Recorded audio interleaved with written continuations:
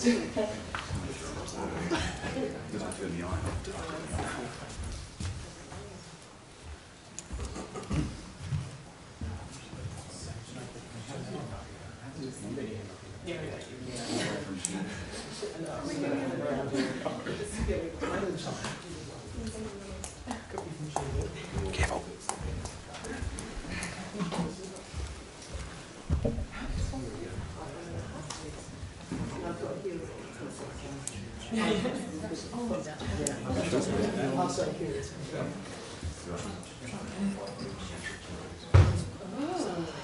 Yes. No, I'm not worried.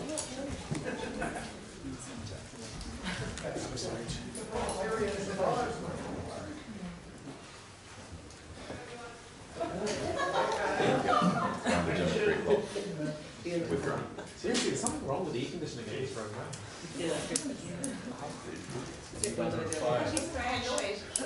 Need no prickly heat. Enough. I'm going to set fire alarms off again. I'm not climbing up there. Yep.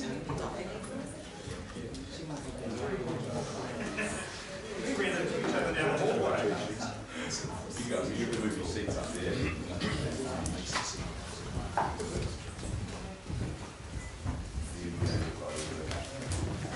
Good morning, ladies and gentlemen of the press gallery. Welcome again. And after that little interlude, I'm quite fired up. And we're all ready to go. Labour is back, we're on our way. Yeah, that might be the quote of the night. So, listen, the objectives I had for this caucus lineup was to ensure that we had took the opportunity to start bringing some of the more recent arrivals, the fresher and newer talent up, leavened by the experience that we also have in our caucus. Annette has agreed to take on the role of deputy for a year. That fits the plan that I have over the next 3 years, and the first year of that plan is that I maximise my time out and about in New Zealand talking to New Zealanders. So I will be in Parliament sometime, but I will maximise the time I have out and about. And I need to know I have a deputy back here with experience who can take charge of the helm and look after it while I'm out of the office, and someone with whom I have a good, close, trusting relationship and can keep me in contact with what's going on. I'm pleased to announce Grant Robertson has agreed to take on the finance role. Grant is one of the intellectual powerhouses of our caucus, and it's a portfolio that requires that. He will also be assisted by David Clark, equally an intellectual powerhouse, but a caucus member in his own right, of course, and they will make up a pretty formidable team. I'm confident about that. And that, so that's sort of by way of introduction the main things I wanted to point out, but happy to take any questions that you've got. So is Annette King a bridging deputy? You don't actually want her to be a deputy prime minister? I want to, listen, I've said that the allocations that I've made this time are in place for a year, guaranteed for a year, and I'm going to do a full formal review after that year. The deputy leader role will change. This is about making sure that we take the opportunity this far out from an election to develop the next generation of talent, to nurture them, and to give opportunities to people to take on some quite challenging roles, to be stretched, and that's what's going to happen. After that review, we'll see what we do with the lineup, but the aim is at the end of next year, we put together our lineup that's going to take us into 2017. There's been a lot of discussion about presenting a fresh face for Labour. Some may argue that Annette King is not a fresh face. What do you say to that? Annette King is very energetic and hugely competent, and she seldom watches TV3. When you look at the fullness of the lineup, you look at the front bench and indeed the mid-benches, you'll see that there are reasonably recent arrivals who are being given opportunities because I have confidence in their capabilities and their competencies, and I know they will be a good team. Grant Robertson, you picked him as finance. He doesn't have a big finance background. Was that some consideration given to that? Well, we currently have a Minister of Finance whose degree is in English. We've had a previous Finance Minister whose degree has been in history. What you need is intellectual competence and capability, and Grant has that in spades. Grant also backs the capital gains tax. Do you expect him to change his mind on that, given your views? Well, we're having a review of all policies that is underway, and we'll make those decisions about it. I've made my position clear. I think the critical thing we will be doing is reviewing and revising our strategies going into the election for 2017, and we will have a winning campaign for 2017. Why the decision to leave half your caucus unranked? I think that was to get away from this thing about, gee, I'm only 22 and I'm not 21, and an artificial, I think, sense of competition. I think what is most important is that every caucus member, given their length of service here, has responsibilities or irresponsibility that they can make their own and shine and develop themselves in. I think the main thing to look at is how people perform with the responsibilities they've got. So ranking is far less important. And this is also about creating a culture where we're not competitive with each other, we're competitive with our opponents across the aisle. The last 4 ranked MPs, it's like a repository for old leaders. No, that's about actually offering some dignity to those who have served the party well in their leadership roles. They are ranked, they have responsible portfolio allocations. They are crucial to the development process that we have. They are a bit of an anchor to the caucus. They will dispense their experience and their wisdom. They'll be performing in their own terms. But no, they will be a very core group represented there as a matter of dignity for those who have served in a senior role in the party. Does he consider Grant as a deputy? I consider a range of people as deputy, and we now have a deputy, and that's the decision that's been taken. People like Clayton Cosgrove and Sue Maroney have been effectively quite demoted. Why is that? Listen, not everybody can be on the front bench. They are unranked. They are part of that team of people who have responsibilities, important responsibilities, to help get the party through and be part of a winning team over the next 3 years. So they have important responsibilities. That's the important thing that they've got to do. Is it not a signal to them, though, that they ought to now reconsider their futures as MPs? Not at all. We want to grow our caucus numbers, not shrink them. So they are part of a caucus of 32. I'd like them after 2013 to be part of a caucus of 54 if we can. Calvin Davis jumped up to number 8. What was the reasoning behind that? Well, Kelvin, I think, is one of the ones I've identified as a potential star, or in fact a star right now. He putting up a good fight for his seat, won his seat. He has a very good, solid set of values, good Labour values, taking on some difficult issues. He has a particular interest in campaigning hard on issues of sexual and domestic violence, which is one of the curses we suffer from. So he's got a responsibility, and he'll be there leading that fight from the front bench. Your top 3 is quite Wellington focused. Is that a worry, given not a representation perhaps in Auckland and other areas? Well, yeah, I might live in Wellington. I spend most of my time out of Parliament, out of Wellington. That's what I do, and this is about talking to and listening to New Zealanders as we go through that reconnection exercise. I have no difficulties with that at all. But some perceive that top 3 as being Beltway, Wellington focused. Well, the leadership of the party isn't just the 3. It's you've got a front bench there of 10, and you've got a total mid-bench package of 17, and a total caucus of 32. It's everybody working together. Everybody will be part of that. In the Naya Mahute at number 4, what has changed, I guess? Obviously she's been coming up through the ranks and she's been a long member of the Labour Party, but what's changed recently apart from the leadership contest to bump her up to number 4 in your eyes? Well, Naya has proved herself both in the election campaign and winning extra minority seats and being a good campaigner and a good coordinator. So she's come up, she'll lead our way in minority development. She will also have a crucial role to play in preparing for the 2017 general election campaign. Lewis Award, down from number 12, now unranked. Any particular reasoning behind that? Listen, again, there's always going to be disappointments. Not everybody can be in those top slots. What I've tried to do is make sure that we start to develop the more recent arrivals. We've done that. Lewisa is still a valued member of the caucus. She's got some important responsibilities. She will push herself in those as well as I know she can. She's a great campaigner. She will develop her authority in the roles that she's filled in the campaign sheet itself. Do you expect to see some MPs retiring over this term, perhaps a bit of rejuvenation like National did last term? I haven't been talking to MPs about retirement. My ambition at this point is to grow the numbers in our caucus. If there are to be discussions about that and those issues, then they'll be held a bit later. At the next election, would you like to stand in another seat? I haven't made any decisions about what I'll do in the next election. You'll notice that I haven't taken on any significant portfolios. I intend to act in a bit of a chairman of the board role for the next year or so. And as I go about campaigning, leading the conversation with New Zealanders, being part of that reconnection exercise, and I'll review that and consider that when I come up to the review in a year's time. So you put Manai Mahuta, Calvin Davis, Carmel Sepuloni, Tua Williams, all come up in the top 11. What message are you trying to give Pacifica and Māori voters from this reshuffle? I think people can see that we value their contribution and we value the work and the achievements they made in the last election and indeed before that.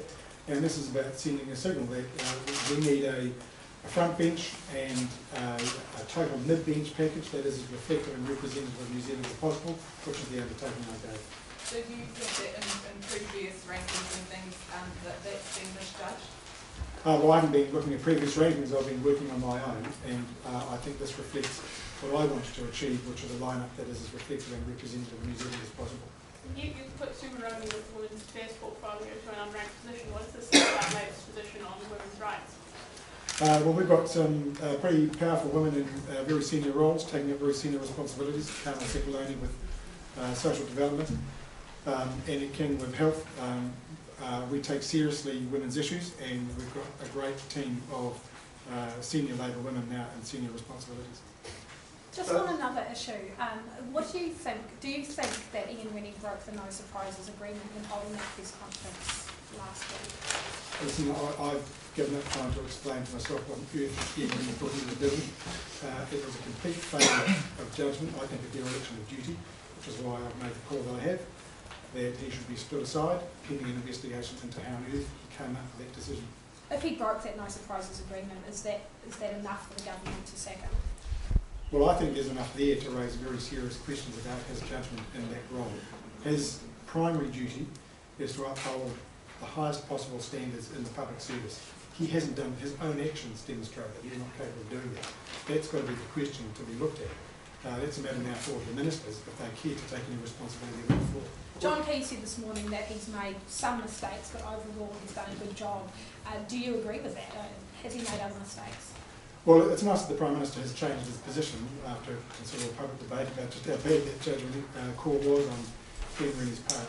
He has made other mistakes in the past, in my view. I recall the events surrounding the Paula Redstock inquiry into the alleged leaked INFAT report, and how a senior public servant was frankly hung out to dry and was treated in an appalling way, and the State Service Commissioner, in my view, failed to do his job, which was to ensure that senior public servants dealt with properly and fairly. Do you think we need some more high-level inquiry around this, about what's going on at the State Services Commission? I think the question that arises is whether the State Services Commission and perhaps other parts of the public service have been politicised under this government. That would be a very slippery, dangerous step to go down. People will reflect on that, and people will form their own judgment. Yeah, do you think there is a case here that Ian Rennie has done favours for the government down the years, and they're going to give him a free pass because he's helped them out before? Well, I haven't got that far in my sort of view about it, but I don't make those judgments. What I do judge him on is what happened with those events recently over the Sarah issue and the complaints about sexual harassment. And I just cannot conceive of how you would ever think that allowing somebody about whom you just decided has committed serious misconduct should be allowed to run a press conference. It just beggars belief. What about the situation with Andrew Kibblewhite? Do you think we need to find out more about why Andrew Kibblewhite was at that press conference? Well, I'm curious to know why the head of the Department of Prime Minister and Cabinet would be at a farewell press conference for somebody about whom an allegation of serious misconduct has been upheld. I think there is a question about it. Is that the Prime Minister's job? Because obviously Andrew Kibblewhite reports to him.